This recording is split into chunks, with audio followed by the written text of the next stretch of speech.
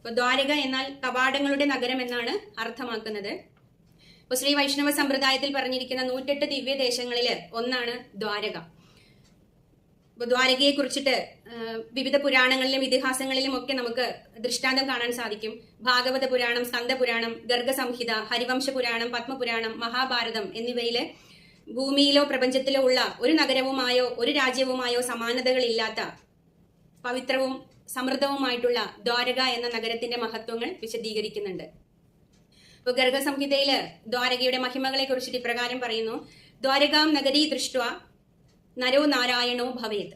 ദ്വാരക നഗരം കാണുന്ന ഏതൊരാളും നാരായണനെ പോലെ ഐശ്വര്യം പ്രാപിക്കുന്നു. സ്കന്ദപുരാണം പറയുന്നു: മന്യുന്തര സഹസ്രൈസ്തു കാശിവാസേണ യദ്ഫലം തദ്ഫലം ദ്വാരകാവാസേ വസതാം പഞ്ചഭിർദിനേ. 1000 മന്യുന്തരങ്ങള് കാശിയിൽ വസിച്ചാൽ എന്ത് ഫലം ലഭിക്കുമോ അതേ ഫലം ദ്വാരകയിൽ 5 ദിവസം വസിച്ചാൽ ലഭിക്കും.